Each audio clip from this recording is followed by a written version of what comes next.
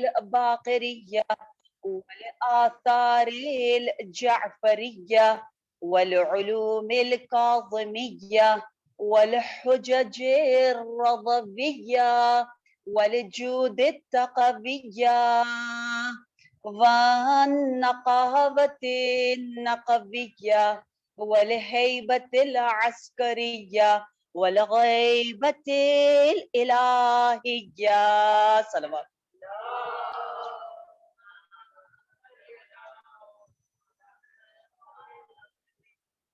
يا رب الحسين يا رب الحسين يا رب الحسين اشفي صدر الحسين بظهور الحجة. يا رب المؤمنين اشفي اشفي اشفي صدور المؤمنين بظهور الحجة. أما بعد، فقد قال الله تبارك وتعالى في القرآن المجيد والفرقان الحميد وقوله الحق وهو أصدق الصادقين: يا حسرة على ما فرطت في جنب الله. صلوات.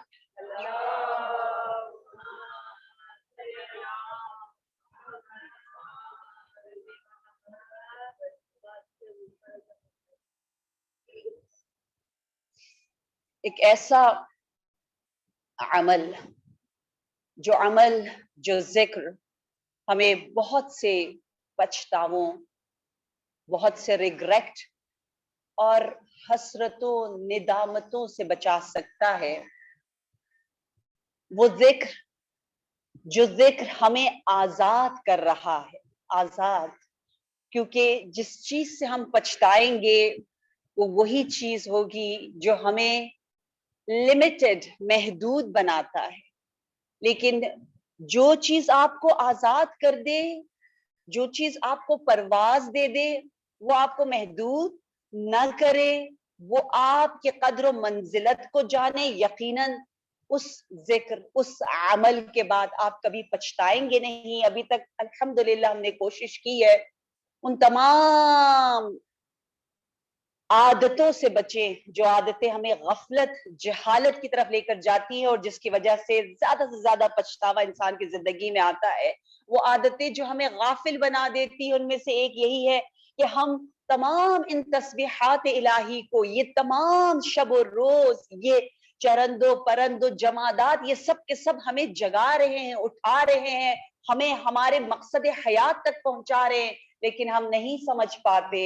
بتایا تھا نا، عالم برزخ سے آواز آتی ہے، ہمارے وطن سے ہمیں آواز آتی ہے، کل یوم ینادی القبر 5 مرات، 5 مرتبہ 5 مختلف طریقوں سے ہمیں بلا رہی ہے، یاد دلا رہی ہے، ہمیں جگا رہی ہے. یہ جمادات ہے، یہ عام چیزیں ہیں، لیکن وہ بھی بولتی ہے اور کہتی ہے کہ انا بیت الفقر فاحملوا الی کنزا، انا بیت الوحشہ فاحملوا الی مونسا، انا بیت الظلمہ فاحملوا الی نورا، انا بیت التراب فاحملوا الی فراشا، انا بیت الحیات. اے لوگو، جاگے رہو، خواب غفلت میں نہ جاؤ. دیکھو تم نے آنا میرے پاس ہی ہے، وہ عالم آخرت، وہ قبر، لیکن وہاں تم بہت تنہا ہوگے. اپنے ساتھ ایک دوست لے کر آنا. اور وہ دوست کیا ہے؟ وہ دوست ایسا دوست ہے جو یہ مجلسیں ہمیں دیتی ہیں. وہ دوست ایسا دوست ہے، روایت کے الفاظ ہے کہ جس دوست کے بچوں کا ذکر اور غم منانے آج ہم یہاں جمع ہیں، وہ دوست کیسا دوست ہے جو لے کر آئے. وہ دوست مفسرہ قرآن اہل کوفہ کی خواتین تڑپ تڑپ کے خوشی خوشی سے جس چہرے کی ملاقات کے لیے بیت بنت علی فاطمہ زینب کبریٰ سلام اللہ علیہ،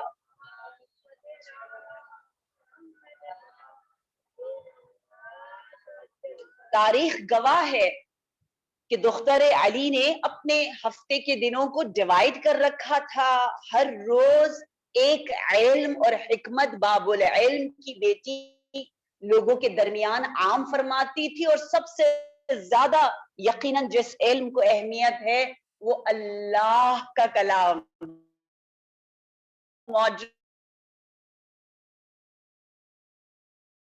اونچے اونچے لوگ ہیں کہ کلام کو ایسے ہی پڑھتے، ہم پڑھتے ہیں جو بادشاہوں کا بادشاہ ہے، رب کا کلام. اور جو بھی تفسیریں یا جو بھی کتابیں لکھی گئی ہے، جہاں جو حسن ملتا ہے، اگر وہ اس کلام سے متفق ہو تو بسم اللہ، نہ ہو تو ہمیں وہ کلام پسند نہیں آتا.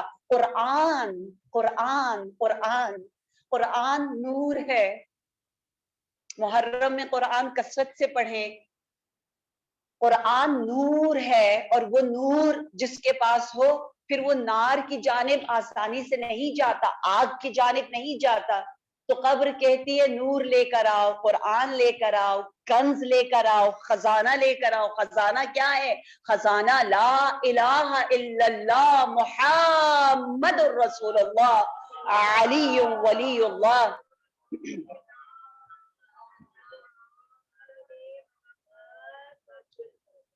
میں تاریکی کا مقام ہوں، اپنی نمازوں کا حسین سنور لے کر آنا، اور میں تراب ہی تراب ہوں، خاک ہی خاک ہوں. کوئی فرش لے کر آنا، کوئی بہترین رگ لے کر آنا، کوئی نرم نرم بستر لے کر آنا، اور وہ آپ کا نرم اخلاق ہے، وہ آپ کا بہت ہی زیادہ حسین جمال الہی کو ہر جگہ دیکھنا ہے، وہ اعمال صالح کا ہے، فرش ہے، وہ بستر ہے جو ہم خود لے کر جائیں گے. اور کہا انا بیت الحیات، میں کیڑوں کا، میں حشرات کا، میں بہت سے خوف دلانے والے جانوروں کا بھی گھر ہوں، اگر وہ صفات لے کر آؤ گے جو کہ درندگی والے صفات ہے. جس طرح علامہ تقی جعفری کا بڑا مزے کا واقعہ ملتا ہے، شارح نہج البلاغہ ہے، نہج البلاغہ کی بہت پیاری کامنٹری آپ نے لکھی ہے.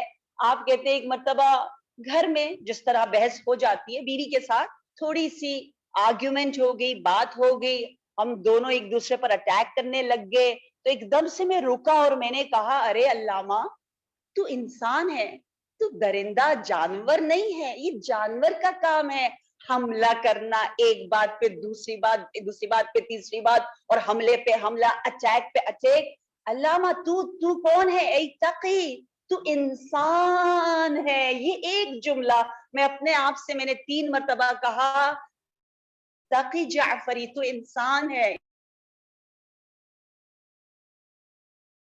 کے دکھا تقی انسان ہے، تو انسان ہے، نہ لڑ نہ لڑ. کہتے یہ سوچ، یہ فکر اس طرح سے میرے اندر اس کے اثرات جاری ہوئے کہ میں نے اپنی بیوی کا ہاتھ چوما، جبکہ غلطی اس کی تھی. جھک کے میں نے ہاتھ چوما، لگ رہے ہمارے مرد بھی ایسے ہو جائے.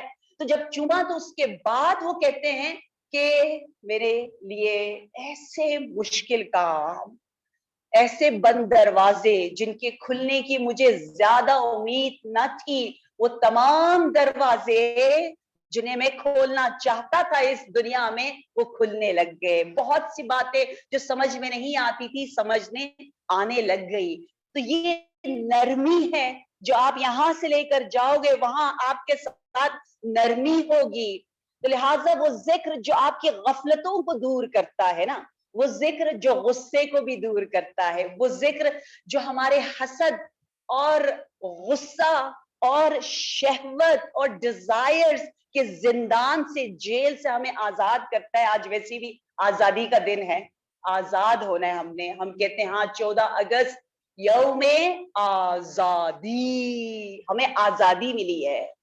14 اگست کے دن ہمیں آزادی ملی ہے، آزادی ملی ہے، ملک پاکستان کو آزادی ملی ہے. لیکن یوم عاشور پوری انسانیت کو آزادی ملتی ہے، وہ آزادی بشر کا دن ہے. اور جو آزادی ہمیں مل رہی ہے وہ کیسے ملی ہے یہ بھی تو ہم سوچیں. ہم بھول جاتے ہیں نا، کتنی قربانیاں، کتنے خون بہائے گئے، کتنے ایسے لوگ زندہ ہیں جنہوں نے اپنی آنکھوں سے دیکھا ہے، جو ہمیں بتاتے ہیں. اللہ اکبر، آزادی کا دن شکر کا دن ہے، آزادی کا دن، ظالم کے خلاف آواز بلند کرنے کا دن ہے، صرف ترانے گانے کا دن ہے نہیں۔ ترانا بھی ایک طریقہ ہے، لیکن صرف یہی تو نہیں ہے نا، بلکہ خوشی، ایسی خوشی ہو کہ ابو الاحرار سید الشہداء ابا عبداللہ الحسین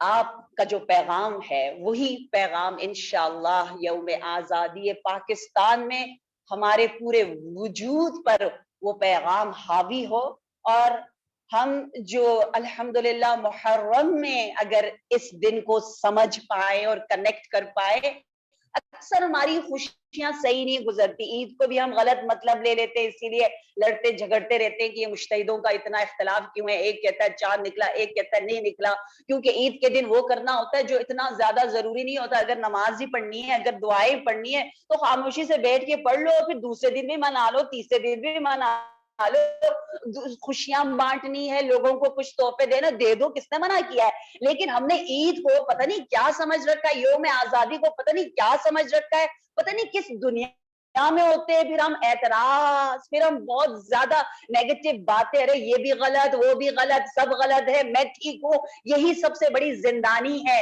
اس زندان، اس جیل سے آزاد ہونے کے لیے آج غم دور کرنے والا، آج ایک ایسا غصے کو دور کرنے والا ذکر میں آپ کو بتانے جا رہی ہوں، جس ذکر کے بارے میں امام العارفین، امام المتقین، قائد الغر المحجلین مولا علی علیہ السلام نے بھی فرمایا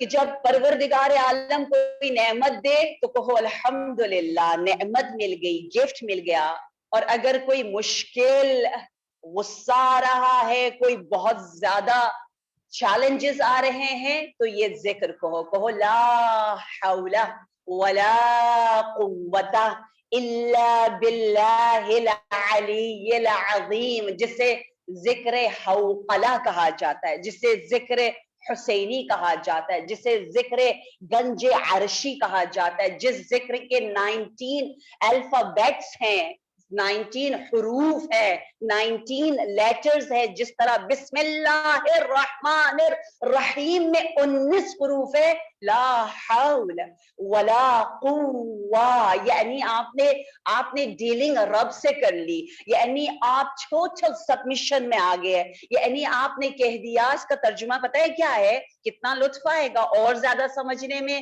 کہ لا حول، کوئی جسمانی قوت نہیں ہے، ولا قوہ، نہ کوئی روحانی قوت ہے، نہ ظاہری قوت، نہ باطنی قوت، none of the power and قوہ can come یا اور دکھا سکتا ہے اپنا کوئی جوہر الا باللہ العلی العظیم، وہ علی بھی ہے، وہ عظیم بھی ہے۔ اب جب آپ یہ کہیں گے کہ مجھے جس پر بھی غصہ آ رہا ہے، جس لیے بھی آ رہا ہے، جس وجہ سے بھی آ رہا ہے، اور وہ مجھے ناراض اور مجھے بالکل ہی آپے سے باہر کرنا چاہ رہا ہے، تو آپ کے لا حول، اس کا غصہ مجھ پہ اثر نہیں کر سکتا، ولا قوہ، وہ کچھ بھی کر لے، وہ حسد کر لے، وہ بد نظری کر لے، وہ جادو کر لے، وہ مجھے غم دینا چاہ رہا ہے، وہ میرے اندر کی دنیا کو خراب کرنا چاہ رہا ہے، نہیں، میں اپنی جگہ سے ہلنے والی نہیں ہوں، لا حول ولا قوت الا باللہ العلی العظیم۔ جب لوگ بہت پوچھتے تھے نا کہ یہ کیوں ذکر حسین ابن علی در کربلا ہے، کربلا میں میرے آقا اس ذکر کے ساتھ ان دشمنوں سے لڑتے تھے، ہر وار پر، ہر حملے پر جو ذکر خیام حسینی میں مستورات اور اطفال کے کانوں کو ٹکراتی تھی، کتنی خوبصورت وہ ذکر ہے، ذکر لا حول ولا قوت الا باللہ العلی العظیم۔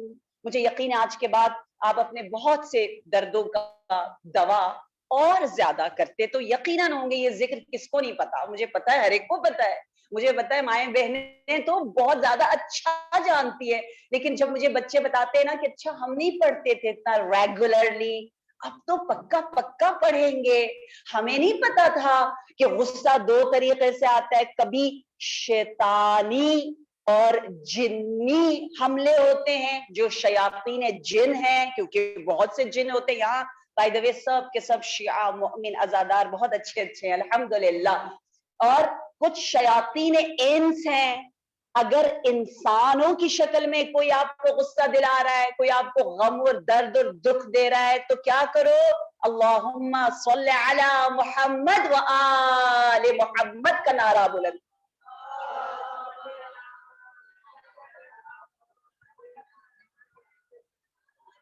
سچ مچ انسان اگر آپ کو تنگ کرے تو کہتے ہیں درود کے ذریعے حل کرو، اور جن آپ کو تنگ کرے، شیاطین تنگ کرے جنوں کی شکل میں، تو لا حول ولا قوت الا باللہ العلی العظیم کی شکل۔ اور آپ نے شاید یہ نہ سنا ہوگا کہ بہت سے اذکار تھے جو شہادت کے بعد میرے آقا میرے مولا امام کے سر مبارک نے تلاوت آیات کی بھی کی اور دعاؤں کی بھی کی، اذکار کی بھی کی، کیونکہ ہمیں جو کچھ ملا ہے وہ بہت کم ملا ہے نا، مطلب ہم نے کتنے علماء سے سنا، انہوں نے کتنی کتابیں پڑھی، ایوری تھنگ از لمیٹڈ، ہر چیز لمیٹڈ، جو ہمیں پتہ ہے وہ بہت کم ہے۔ معتبر روایات میں لکھا ہے میرے آقا وہ ذکر پڑھتے رہے جس ذکر کے سننے سے اخت الحسین بنت الحسین کو سکون ملتا تھا، کیونکہ جب تک آپ کربلا میں زندہ تھے آپ یہ ذکر پڑھ پڑھ کر دشمنوں کو اپنے سے دور کرتے تھے، اس لیے کہا یہ ذکر ہمارے غم کو بھی دور کرتا ہے، یہ ذکر غم زینب کو دور کر رہا تھا، تو شہادت کے بعد بھی آپ نے یہ ذکر پڑھا تاکہ شاید میری لاجلی سکینہ کو ایک سکون آ جائے۔ اتنا اہم ذکر ہے، کتنا پیارا ذکر ہے، جب لوگ بہت پوچھتے تھے نا کہ اس ذکر میں آخر کیا ہے جو آپ کہتے ہیں اس کو پڑھو اس کو پڑھو اس کو پڑھو، آخر کیا ہوتا ہے، تو کہا اس ذکر کے ہر حرف نہ کلمہ 19 حروف ہیں، ہر لیٹر کے بدلے میں آپ کو 100 ایسی انرجیز ملتی ہے، کچھ ایسی طاقتیں ملتی ہیں کہ آپ کے نام اعمال میں حسنات لکھے جاتے ہیں، اور پھر روایت نے کہا کہ اللہ کا عرش حمل کرنا اٹھانا، اس کا حقیقی معنی کیا ہے ہم اور آپ نہیں جانتے، ہم محدود لوگ ہیں، لیکن حملت عرش اللہ ہم نے بار بار سنا ہے نا کہ فرشتے کچھ ہے جو اللہ کے عرش کو اٹھائے ہوئے ہیں، کہا دنیا کے سارے قادرین جمع ہو جائیں تو یقیناً عرش الہی کو اٹھانے کا جو بھی معنوی روحانی مطلب ہے، ملکوتی مطلب ہے، وہ انجام پذیر نہیں ہو سکتا، لیکن حاملان عرش الہی جس ذکر کی قوت سے اس عمل کو انجام دے رہے ہیں وہ ذکر قوی ہے، لا الہ الا اللہ کے ساتھ لا حول ولا قوت الا باللہ العلی العظیم ہے۔ صلی اللہ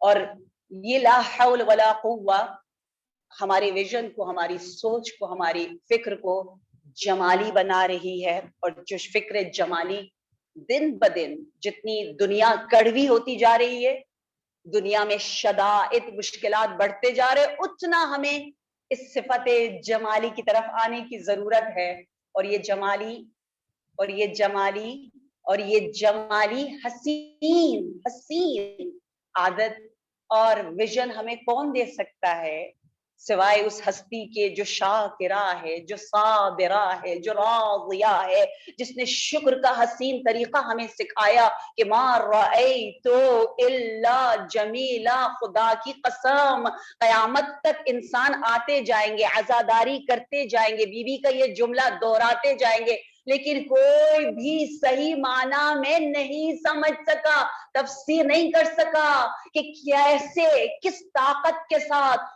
ام المصائب نے کہہ دیا، مصیبتوں کے مرکز میں جو ہب میں ہے، جو ام الرزایا ہے، مصیبت عام مصیبت کو کہتے ہیں، رضایا اس مصیبت کو کہتے ہیں جو کمر شکن ہو، کمر شکن مصیبتوں کے مرکز میں رہ کر جو کہ ہے جمال ہی جمال ہے، ایسی ماں کے فرزندوں کا آج ہم ذکر کرنے یہاں جمع ہوئے ہیں۔ اس لیے ہم نے جمالی بننا ہے، اپنی بیوی کے دل کو خوش کرنا ہے، اپنی سوچ کو جہاں بھی آپ ہیں، آپ بہت حسین سوچتے ہیں اور حسین بنا سکتے ہیں تو ضرور بنائیں، اور قلب زینب کبریٰ سلام اللہ علیہا کو خوشحال کریں۔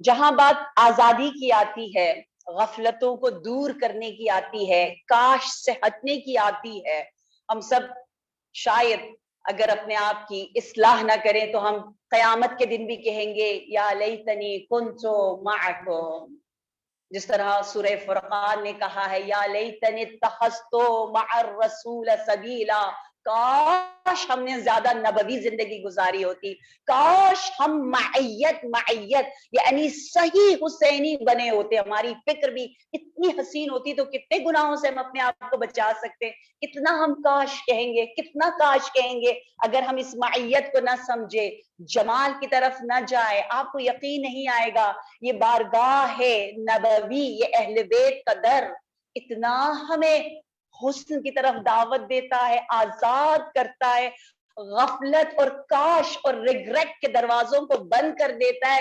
کیسے اگر آپ کو میں کچھ تاریخی واقعات بتاؤں آپ حیران رہ جائیں گی کہ ہمارے نبی وہاں حسن دیکھتے تھے جہاں جہاں حسن و جمال اور پازیٹیوٹی کو ہم سوچ بھی نہیں سکتے کہ یہاں بھی کوئی جمال ہوگا، وہی سیرت نبوی ہے جو سیرت زینبی میں ہمیں نظر آتا ہے۔ یہ جو ہم کہتے ہیں نا بی بی اتنی پازیٹیو تھی، اتنی پازیٹیو کیسے ہو گئی، ہم تو نہیں ہوتے۔ تو یہ پازیٹیوٹی آئی ہے ہی اس در میں کہ نبی جب جنگ سے واپس آئے، غزوہ تبوک سے واپس تشریف لائے، جیسے ہی آپ نے احد کے پہاڑ کو دیکھا، کوہ احد کو دیکھا تو فرمایا ھذا الجبل یحبنا ونحب، ہائے اے جبل، اے کوہ احد، ہم آپ کو مس کر رہے، آپ ہمیں مس کر رہے، آپ ہمیں چاہتے ہیں، ہم آپ کو چاہتے ہیں۔ ارے پہاڑ اور محبت، ہم تو اپنی شاعری میں بھی کبھی پتھر کو محبت سے نسبت نہیں دیتے نا، ہم کہتے پہاڑ کہاں سے چاہنے والا آ گیا، لیکن نبی کی ڈکشنری میں ہر جگہ چاہت، محبت، جمال، حسن ہی حسن ہے۔ اور ایک اور مرتبہ فتح مکہ کے دوران عجیب جمال نظر آتا ہے، عجیب، یہ دل حسین ہے، ہمیں کتنے سوء ظن، بدگمانی، حسد و کینہ و نفرت اور غصے سے اینگر مینجمنٹ کی طرف یہ حسین وادیاں، یہ حسین داستانیں لے کر جاتی ہے۔ کہتے ہیں فتح مکہ ہے، اتنی بڑی فتح ہے، وکٹری آف مکہ، یا thousands of soldiers and army سب کے سب جا رہے ہیں، اور نبی نے ایک چیز دیکھی، کیا دیکھا؟ آواز سنی کہ کتا ہے، ڈاگ ہے، اور اپنے بچوں کو دودھ پلانا چاہ رہا ہے، اور جو بھی اس کی فیملی ہے اس کی آواز سنی اور سمجھ گئے، وہیں پر لشکر کو روکا، لشکر کو روک کر کہا کہ یہاں سے نہ گزرو، یہ جانور ڈر جائیں گے، پورے لشکر کو ان کا رخ مڑوا دیا، اور ایک شخص جس کا نام تاریخ نے لکھا ہے جعیل بن سراعہ، اس کو کہا یہاں کھڑے رہو، میں تو چلا جاؤں گا، ہمارا لشکر تو چلا جائے گا، اور بھی لوگ آئیں گے، ایسا نہ ہو کہ وہ اتنی تیزی سے گزر جائے، یہ ڈر جائے، ان کی ڈر کی بات ہو رہی ہے، خوف نہ آ جائے۔ میں صدقے جنگ میں کون ایسی آوازوں پر جانور کے حقوق، جانور کا اتنا احترام، اس کے بارے میں غور و فکر کرتا ہے، لیکن یہ محمد و آل محمد کا خاندان ہے۔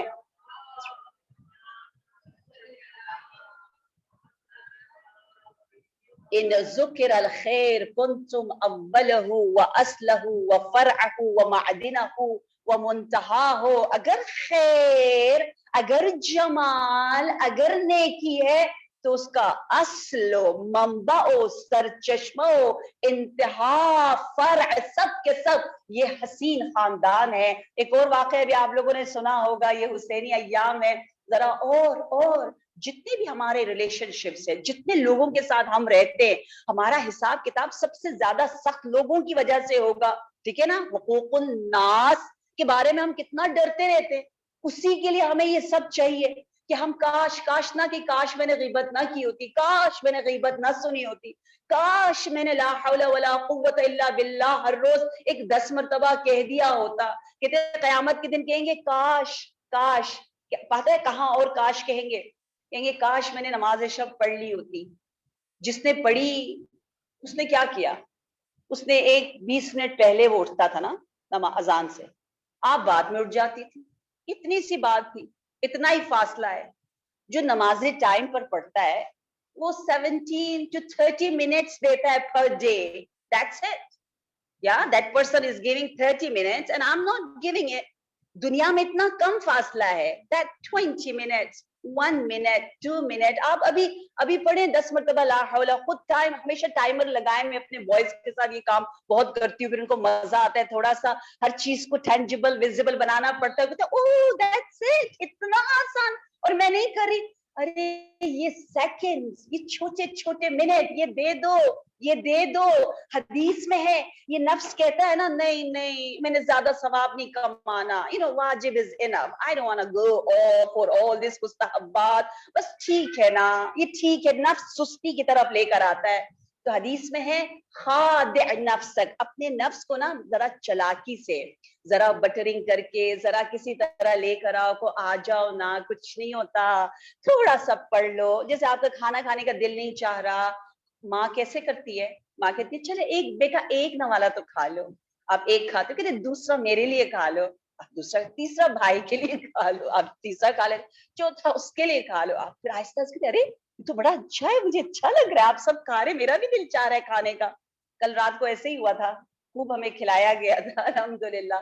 تو آہستہ آہستہ آہستہ آہستہ لے کر آئے. مجھ سے اگر کوئی کہے راضیہ آپ کے پاس 1 گھنٹہ ہے, مجھے آپ سے کام ہے, میں فوراً کہوں گی نہیں گھنٹہ, ارے گھنٹہ کا ہے میرے پاس نہیں ہے. آدھا گھنٹہ ہے, میں کہوں گی نہیں. اگر وہ تیز ہوئی چلاک ہوگی 2 منٹ ہے, تو میں کہوں گی ہاں 2 منٹ تو ہے, اور 2 منٹ کے بعد وہ 10 منٹ لے لے, 20 منٹ لے لے, ٹھیک ہے نا. یہ ہوگی نا چلاکی. تو نفس کو مہار کرو, رام میں لے کر آؤ, آہستہ آہستہ کو ادھر آؤ چھوٹا چھوٹا. اور یہی چھوٹے چھوٹے کام ہمیں کہاں سے کہاں لے کر جاتے ہیں. حدیث میں افضل العمل ما قل وسهل, بہترین عمل وہ ہے جو کم بھی ہو اور آسان بھی ہو, قلیل بھی ہو اور یسیر بھی ہو. کیا کریم رب ہے ہمارا, آپ کے چھوٹے چھوٹے عمل کو اتنا بڑے انداز سے اجر دے کر لے رہا ہے. لہٰذا ہم اگر ان داستانوں کے ذریعے انشاءاللہ اپنے ریلیشن شپس کو بہتر کرے, غصے کو تھوڑا کنٹرول کرے, تو یہ واقعہ دیکھیں نا کتنا پیارا ہے. واقعات سنانا آسان ہے, لیکن اس کو دل میں بسا دینا ہے کہ باغ ہے, گارڈن ہے, فارم ہے ابا عبداللہ الحسین علیہ السلام کا.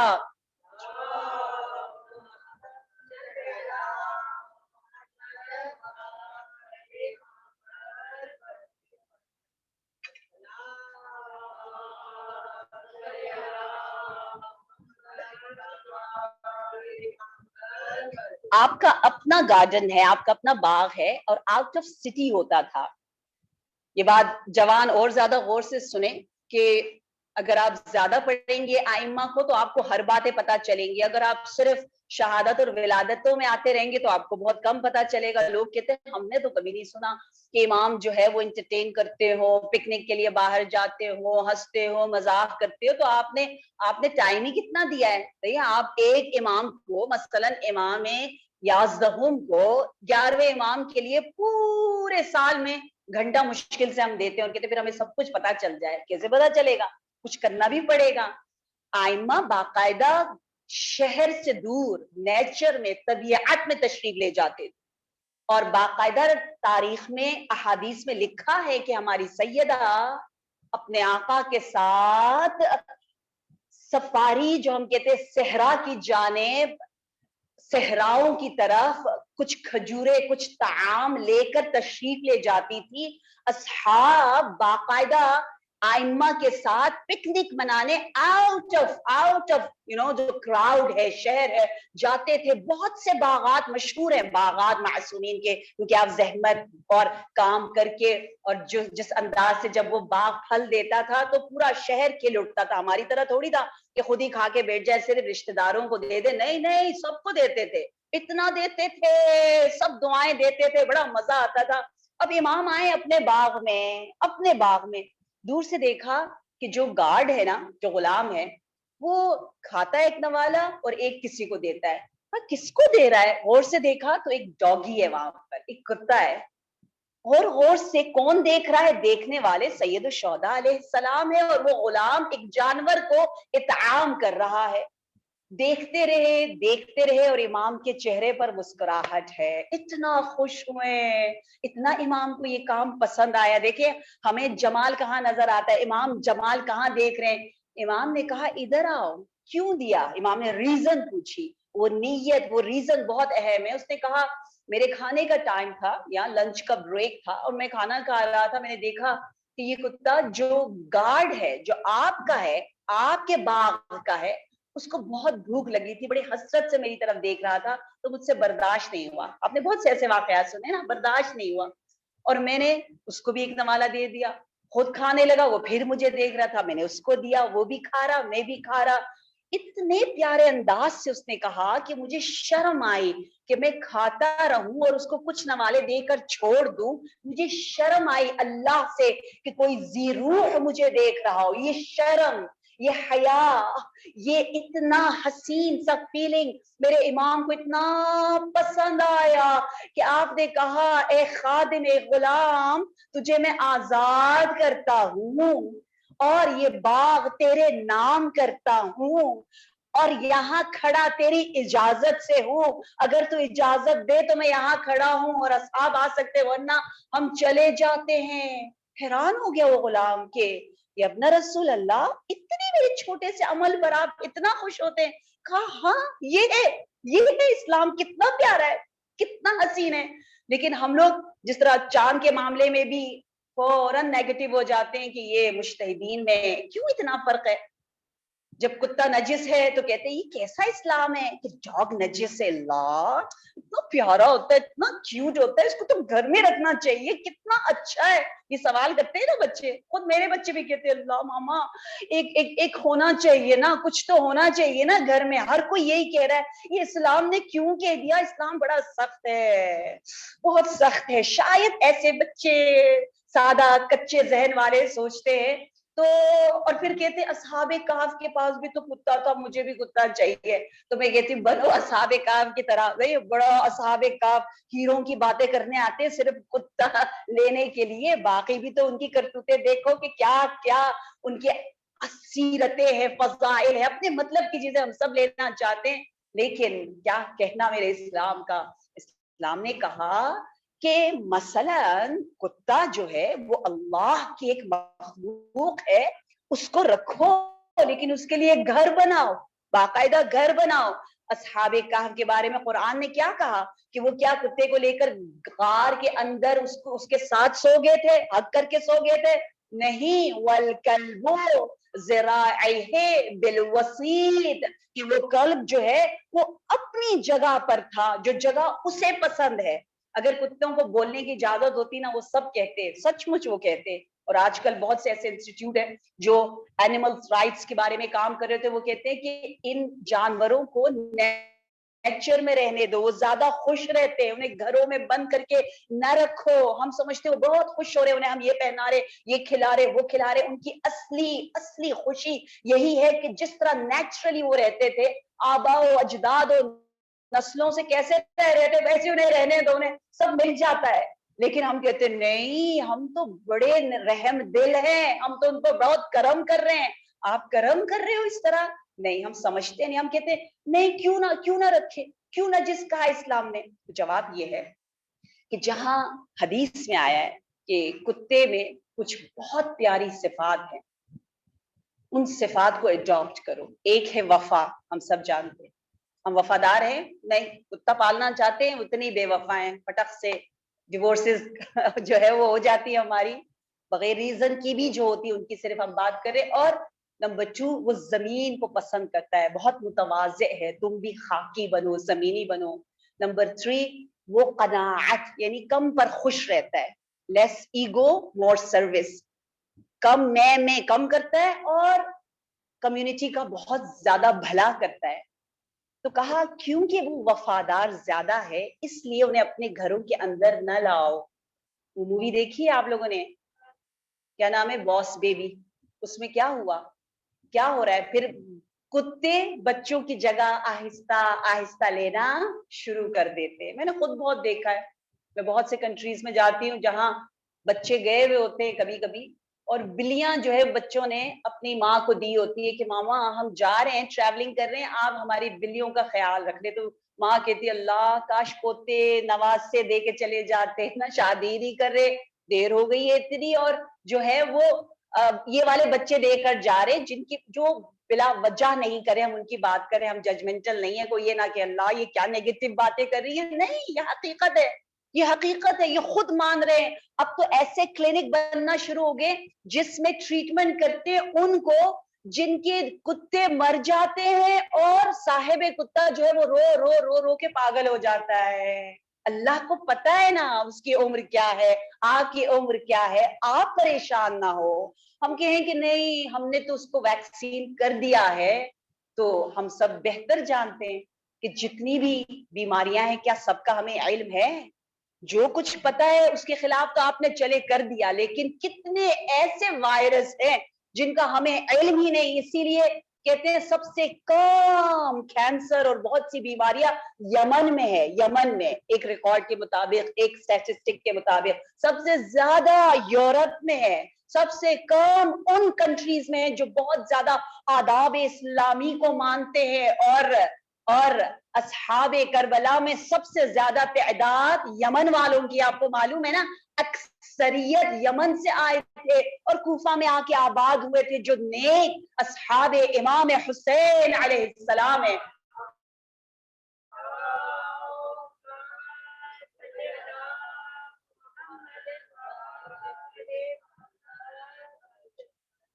لہذا ہر چیز میں جمال دیکھنا, ہر حکم الہی میں اس مصلحت کو سمجھنا, یہ ہمیں ان تمام پچھتاووں اور حسرتوں سے بچاتا ہے. میں ایک اور بہت پیاری مثال دے دوں, میں حیران ہوتی ہوں کہ جنگ میں, غصے میں, بہت نیگیٹو انوائرمنٹ میں ہم کیسے یہ چیلنج قبول کریں کہ ہم جو ہے وہ ماحول سے اثر نہیں لیں گے. بریدہ اسلمی کا نام آپ نے سنا ہوگا کہ جب میرے نبی مکہ سے مدینہ کی طرف ہجرت فرما رہے تھے تو دشمنوں کو جب پتہ چلا تو بریدہ کے ساتھ تقریباً 80 سے زیادہ افراد نکلے نبی کی تلاش میں, اور ایک مقام پر آ کر کفار مکہ نے, جن کا لیڈر بریدہ اسلمی تھا, اس کو بھیجا اور انہوں نے پکڑ لیا نبی کو, پا لیا ایک جگہ. اب جب پا لیا تو نبی سے بات ہوئی, اب یہ جنگ کا زمانہ ہے نا, اختلافات کا زمانہ ہے. نبی نے پوچھا کون ہے تمہارا لیڈر, وہ آیا, کہا تیرا نام کیا ہے, کہا برید, کہا واہ اتنا پیارا نام, برد ٹھنڈک کو کہتے نا, تیرے نام سے تو ٹھنڈک ہی ٹھنڈک آ گئی, اتنا اچھا لگا. کہا کس قبیلے سے ہو, کہا اسلم, کہا اسلم اسلمی یا نارو کونی بردم و سلاما, یہ تیرا نام, تیرے قبیلے کا نام اتنا پیارا ہے. وہ حیران ہوا, کہا میں لڑنے آیا ہوں, میں گرفتار کرنے آیا ہوں, کیا ہو گیا نبی کو اتنے مزے سے, اتنی پوزیٹیو میرے میرے میرے شان میں اتنی پیاری پیاری باتیں کر رہی ہے, کوئی وقت ہے یہ باتیں کرنے کا, ہم یہی کہتے ہیں یہ کوئی وقت ہے تعریف کرنے کا, وہی وقت ہے.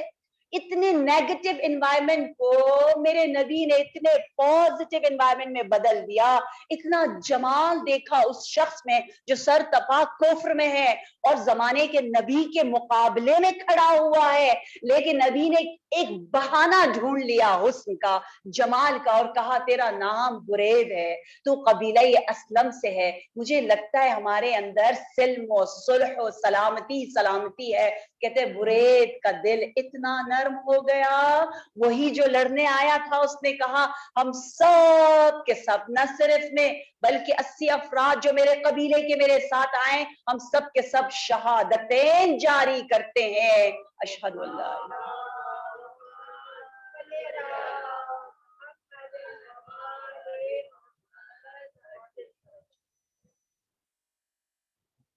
اب کیا بہانہ ہے ہمارے پاس؟ کہ ہم یہ بہانے کریں کہ کیسے اس دور میں اس زمانے میں ہم اپنے آپ کو خوش رکھ سکتے ہیں۔ ارے خوشیوں کا تو زمانہ ہے ہی نہیں، میرے تو نصیب پھوٹے ہوئے ہیں، میری تو کوئی لک ہی نہیں ہے، پتہ نہیں یہ ہے تو وہ ہے، ہم اپنی طرف سے خود ہی بناتے رہتے ہیں، خود ہی بت بت بت، یہ سارے بت ہے نیگیٹیوٹی، ان بتوں کو توڑیں۔ اور آیت اللہ بہجت کتنی پیاری بات کہتے ہیں، کہتے ہیں یہ جو آنسو ہے نا، یہ اعلیٰ علیین سے اتر کے آپ کے وجود میں ڈالے جاتے ہیں، اور یہ تجربے کی بات ہے، یہ یقین کی بات ہے، یہ عقیدے کی بات ہے، اور ان آنسوؤں سے جو تطہیر ہوتی ہے، یہ تمام زندان غضب، زندان وسوسہ، زندان شہوت، یہ زندان، یہ جن زنجیروں میں اپنے آپ کو جکڑا ہوا ہے، یہ وسواس، یہ بے چینی، یہ اضطراب، یہ غصہ، یہ حسد، یہ کینہ، ان تمام رذائل کی تطہیر کا وسیلہ اشک آنسو ہے، جو آپ غم ابا عبداللہ الحسین شریکت الحسین میں بہاتے ہو۔ میرے نبی نے کیا فرمایا، اے اہل عزا، یہ حدیث کس قدر دلوں کو چھوتی ہے، کہنے والے نبی ہے، فرماتے ہیں جب بی بی زینب کبریٰ سلام اللہ علیہا کے اس قنداقے کو نبی کے آغوش میں دیا، رحمت للعالمین نے جیسے ہی اس نور زینب کبریٰ کو دیکھا، گریہ کر کے کہا میں انتظار کرتا ہوں اس کا نام جبرائیل امین لے کر آئے، یہ نام جو ہم کہتے ہیں ہائے زینب، یہ عرشی اور جبرائیل اللہ کی جانب لے کر آئے، اور پھر فرمایا من بکا علی مصائب هذه البنت مثل من بکا علی الحسن والحسین، جو اس بچی کے مصائب پر گریہ کرے گویا اس نے امام حسن پر بھی گریہ کیا، امام حسین پر بھی گریہ کیا، حسنین کے مصائب کا اجر و ثواب لینے والی ام المصائب پر روتے ہیں۔ ہاں زیادہ روتے، آج کے دن کا ہمیں کتنا سال بھر انتظار رہتا ہے کہ کب وہ دن آئے گا جب ہم اس ماں پر روئیں گے جس ماں کی غیرت، جس ماں کی حیا نے اجازت نہیں دی کہ وہ اپنے بھائی کے سامنے اپنے آنسوؤں کو دکھا سکے۔ آئیے دلوں کو لے چلتے ہیں اس بہن اور بھائی کی جانب کرب و بلا میں، جہاں امام حسین بھی شرمندہ ہے اور زینب کبریٰ بھی شرمندہ ہے۔ امام حسین اس بات پر شرمندہ کہ میں کیسے اپنی بہن کی گود کو اجاڑوں، لیکن زینب کبریٰ کہتی ہے ہائے کاش میرے پاس کوئی علی اکبر جیسا کڑیل جمع ہوتا، میں اپنے بھائی کے سامنے قربان کر دیتی۔ یہ کیسے بہن بھائی ہے، شب عاشور ام المصائب عبادتوں پر عبادتیں کر رہی ہے، ایک بڑی عبادت یہ بھی ہے قرآن کی تلاوت کے ساتھ ساتھ اپنے اولو محمد کو جہاد کے لیے تیار کرتی ہے۔ سونگ رہی ہے دختر علی، کبھی اون کے سینے کو سونگ کر کہتی ہے اس سے خوشبو یہ شہادت آتی ہے، کبھی محمد کے ہاتھوں کا بوسہ لے کر کہتی ہے کل جام شہادت ان ہاتھوں سے نوش کرنا، التبرکات کو صبح عاشور۔ زینب کبریٰ نے کھول کر ان عماموں کو اپنے اپنے بچوں کے سر پر زیب تن کیا. امام جعفر طیار، امام حیدر کرار، ایک ان کے سر پر، ایک محمد کے سر پر. بڑی حسرت سے ماں نے دیکھ لیا، جی بھر کے گریہ کر لیا اور کہنے لگی ابھی تک زندہ کیوں ہو جاؤ، اپنے ماموں پر فدا ہو جاؤ. امام امام امام ہے نا، اور ساتھ ساتھ ماموں ہے. اس نے جہاد کس طرح دیا. روایت کے الفاظ ہے سینے سے لگا کر اتنا گریہ کیا کہ امام کے ریش مبارک اشکوں سے تر ہو گئے. ہائے میرا مظلوم امام جسے رلا رلا کر دشمنوں نے شہید کیا. ہر مجاہد جب اس میں جہاد لینے آتا خدا جانتا ہے قلب حسین پر کیا گزرتا تھا. ابھی آپ نے واقعات سنے، امام کا دل جانوروں کے لیے کتنا نرم. وہ امام اس نے حسین چہروں کو خواب میں ملانے کے لیے کیسے بھیجے. اور میں محمد مقتل کی جانب چلے. شجاعت حیدری جعفر طیار کی جرأت کو اظہار کیا. دشمنوں نے اعلان کر دیا کہ یہ نہ دیکھو یہ بچے ہیں، یہ سوچو کہ یہ حیدر کرار کے بیٹے ہیں، انہیں مسل ڈالو.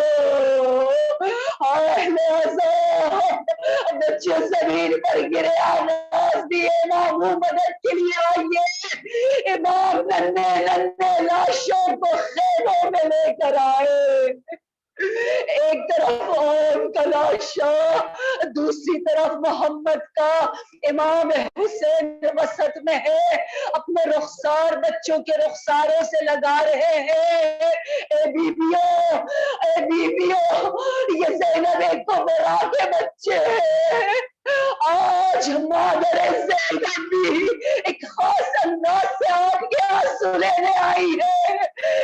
شاید آپ کے ہمراہ بیٹھ کر رو رہی ہو. آج ہم نہ روئے تو ان آوازوں کا کیا فائدہ. آئیے پرسا دیجیے ام زینب کون ہے محمد کا.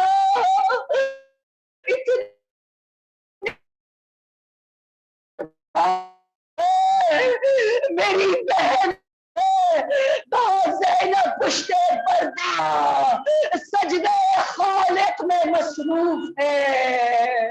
امام نے کہا بہن سے کہو آئے، ابھی اور میں دم باقی ہے، ابھی اور زندہ ہے. ماں کو پکار رہا ہے.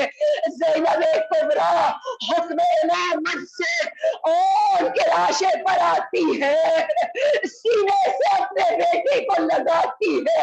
بچہ کہتا ہے یا امی حل وفیتو، اے میری ماں کیا ہم نے آپ کی بات اچھی طرح مان لی، ہم نے وفا کر دیا. اے میری ماں مدینہ جا کر باپ کو ہمارا سلام پہنچانا. زینب ان کو تڑپتے ہوئے دیکھتی رہی، لیکن زینب نے گریہ نہ کیا.